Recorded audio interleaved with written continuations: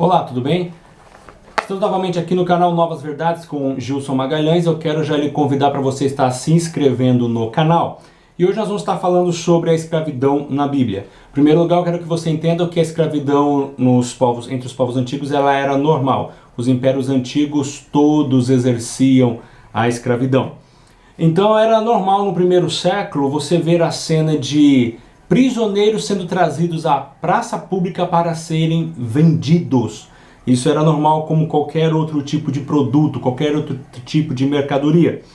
Porém, eu quero diferenciar entre a escravidão dos hebreus e a escravidão de povos estrangeiros. Primeiro eu quero falar aqui da escravidão dos hebreus. Os hebreus eles não podiam escravizar os seus próprios compatriotas, a não ser com algumas exceções.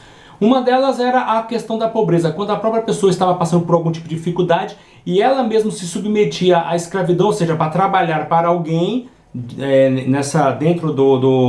como um escravo, para que ela pudesse manter a sua casa, manter a si próprio. Porém, a lei bíblica ela diz que se isso ocorresse, ele não deveria ser tratado como escravo, mas como empregado. Isso está no livro de Levítico, capítulo 25, versículo 39. Leia lá. Então ele ia acabar recebendo um salário como qualquer outro empregado. E tem o segundo caso, que é no caso dos endividados, que se eles devessem algo e não tivessem condições de pagar, para eles não serem punidos, ou seja, com prisão ou com algum outro tipo de situação, eles também iriam trabalhar como escravos. A condição era outra. E nós vamos ver, por exemplo, no caso do livro de Neemias, no capítulo 5, onde os próprios israelitas vendiam seus filhos para poder pagar dívidas. Nós vamos ver o caso daquela viúva que Elias multiplicou o seu azeite, que ela estava em desespero porque os credores queriam vir pegar os seus filhos para poder vendê-los, ou seja, para assim quitar as suas dívidas. Então nós vemos casos de escravidão nesse sentido, ou seja, pessoas endividadas que se submetiam à escravidão. Temos o terceiro caso de ladrões, pessoas que foram pegas em crimes, israelitas, então eles eram punidos com a escravidão, que era também uma outra situação, eram vendidos como escravos. Isso está no livro de Êxodo, capítulo 22, versículo 3. Agora, os próprios hebreus não podiam vender os seus irmãos para outras nações, em hipótese alguma. Deuteronômio 24, versículo 7, tinha uma lei que restringia isso. Quem fizesse isso era punido com a própria morte. Agora vamos falar dos escravos estrangeiros. Israel mantinha negócio com outras nações, todo tipo de negócio, inclusive o negócio escravagista. E nós vamos ver que esses escravos eles eram comprados também no livro de Levítico, capítulo 25, do 44 ao 46. Tem uma orientação lá de Deus, através de Moisés, que se eles fossem adquirir escravos, adquiram os estrangeiros, adquiram dos peregrinos, forasteiros que passam entre vós vendendo escravos, adquiram dessas pessoas escravos para vós. Está escrito lá dessa forma. Então eles podiam comprar escravos. Havia também o caso de escravos de guerra, eram prisioneiros de guerra, e isso era geral. Por exemplo, se a nação de Israel vencesse, nós temos um caso, por exemplo, no livro de Números, no capítulo 31, versículos 11 e 12, onde houve uma guerra de Israel contra os midianitas. E Israel vencendo, ele trouxe o seu despojo. Esse despojo eram os bens, eram gados, animais e eram também homens. E eles apresentaram tudo isso para Moisés. Então, era normal. Se Israel também perdesse a guerra, eles eram levados cativos. Nós temos um exemplo de uma menina que estava presa na Síria como escrava na casa de Naamã, que foi fruto de alguma guerra entre a Síria e Israel. Então isso era normal. Então quem vencia levava tudo e escravizava os perdedores. Os impérios antigos, a sua prosperidade, a sua economia estava baseada no sistema de escravidão, por causa da mão de obra barata. Então todos os grandes impérios tinham uma quantidade enorme de escravos. Agora, como que era o tratamento dos escravos? Então nós não podemos comparar a escravidão dos povos antigos com a realizada no Ocidente com os africanos. É totalmente diferente. A gente vê aqui houve uma discriminação, houve abusos, assassinatos, enfim.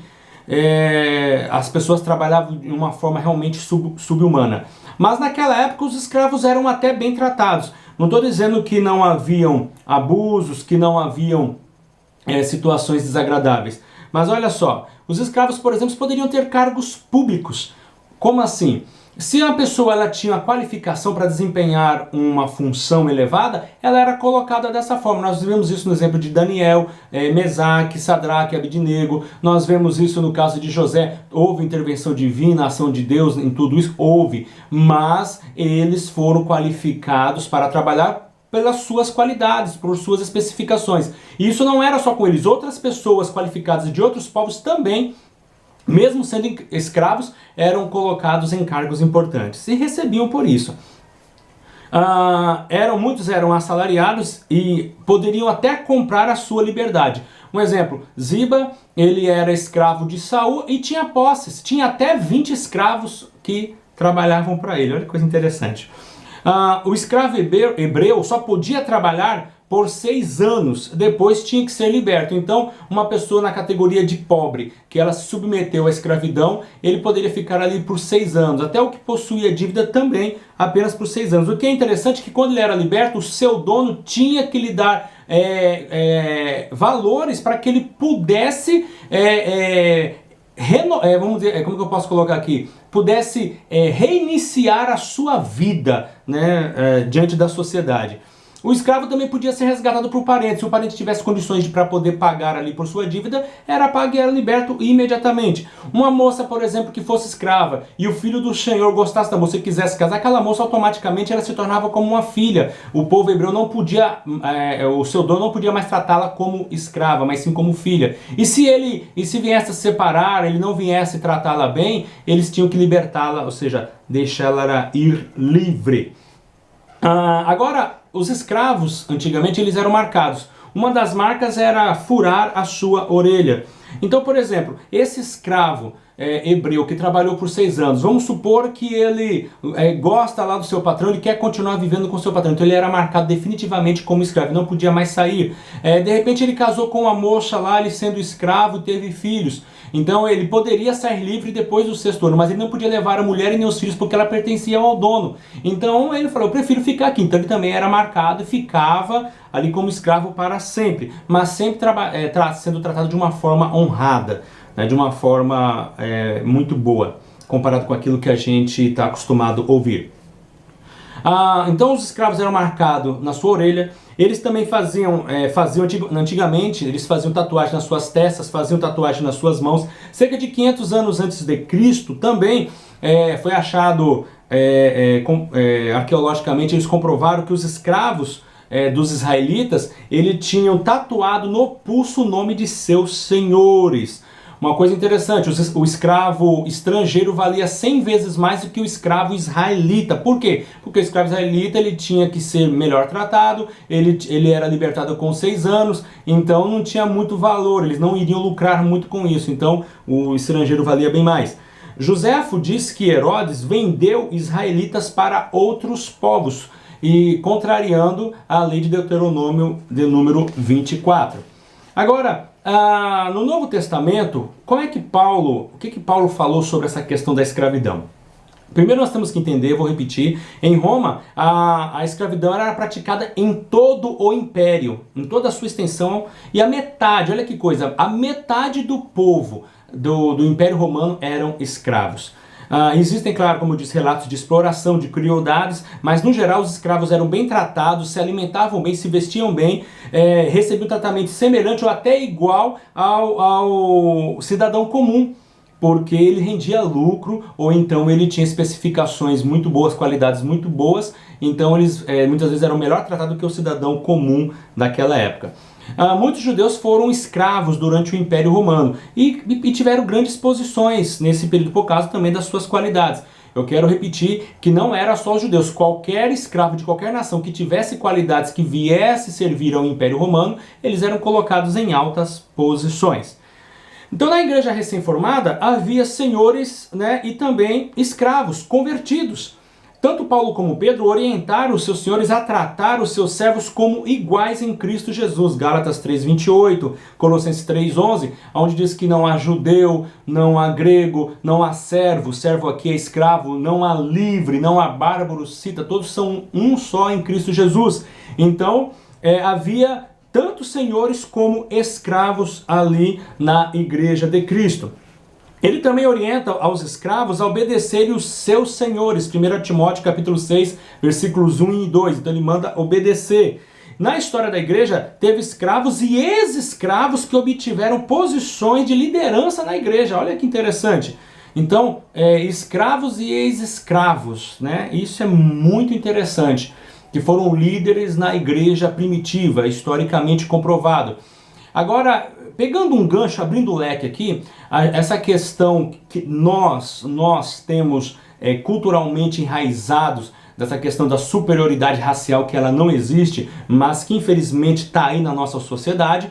Nós vamos ver, por exemplo, eu acho isso magnífico, nós vamos ver, por exemplo, negros na igreja primitiva que foram homens de destaque. Você vai ver isso em Atos dos Apóstolos, no capítulo 13, que havia alguns mestres na igreja de Jerusalém. E aí nós vamos ver aqui Simeão, chamado o Níger, ou seja, da Nigéria. Nós vamos ver Lúcio de Cirene, ou seja, norte da África. Na história nós temos Atanásio, que era africano. Nós temos Agostinho de Hipona, norte da África, também, olha, ou seja, líder da igreja, um dos maiores teólogos da cristandade, também africano. Isso é muito interessante, que não tem nada a ver, eu estou citando só esses aspectos para vocês verem as qualificações dessas pessoas, independente de sua cor, independente de sua origem. A questão é que todos temos a mesma capacitação. Talvez não temos a mesma oportunidade, mas todos têm a mesma capacitação. Agora, olha só, continuando. Não há registro de que os discípulos, algum deles se já foi escravo, ou que eles tiveram escravos. Não há indício desse tipo de situação. Também não fizeram pronunciamentos contra a escravidão. Isso é importante citar, porque a escravidão, como eu disse, era algo comum daquela época, mas jamais dentro dos moldes que nós conhecemos. Paulo orienta que do seu escravo, ele orienta que se alguém for escravo, ele deve buscar a liberdade. Isso está em 1 Coríntios capítulo 7, versículo 20 e 21. Então, se ele for escravo e surgir a oportunidade de ser livre, então abrace a causa, que aproveite a libertação. Nós temos que entender também, nós temos o caso da carta de Filemon, que é um episódio onde Onésimo, ele foge de seu senhor Filemon e ele posteriormente é preso. A gente não sabe o motivo por que ele foi preso. E encontra Paulo na cadeia. Lá na cadeia ele se converte. E aí o que Paulo faz? Volte para o seu senhor. Só que o seu senhor também é cristão. E aí Paulo manda uma carta junto com Onésimo para levar para o seu senhor, e ali intermediando a situação. Agora todos vocês são um só em Cristo Jesus. Então Paulo fala para Onésimo, volta para o seu senhor, e fala para Filemon, que era senhor de Onésimo, trate-o bem, receba-o como um irmão em Cristo Jesus. Então o cristianismo nesse aspecto, ele melhorou o relacionamento entre senhores e escravos, ok? Então em Cristo não há servo e nem livre, tá? Que como eu já citei, Gálatas 3:28. Eu queria só fechar dizendo que antigamente existia um hábito, olha que interessante, existia um hábito na cidade de Delfos, onde os senhores faziam sacrifícios aos seus deuses. E aí o que acontece? O escravo, ele poderia levar uma oferenda, ou seja, uma oferta ali aos deuses, e o seu senhor ia lá e retirava aquela oferta, dizendo, olha, esse escravo aqui, ele está sendo vendido aos deuses. A partir de agora ele pertence aos deuses, então ele foi comprado, só que o dinheiro ficava com o senhor. E ali, a partir daquele momento, olha que interessante, aquele escravo se tornava um homem livre, porque agora ele não pertencia a homem nenhum, ele pertencia aos seus deuses.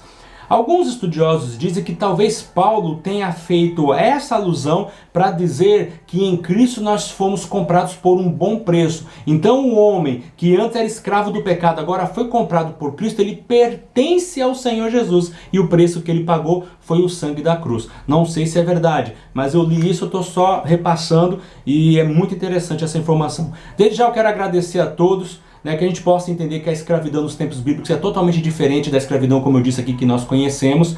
Não existe essa questão preconceituosa de cor, isso não existe dentro do cristianismo. O que existia eram nações que dominavam sobre as outras, ou então quando uma pessoa, sendo hebreu, ela passava por algum tipo de dificuldade e ela se submetia à escravidão voluntariamente.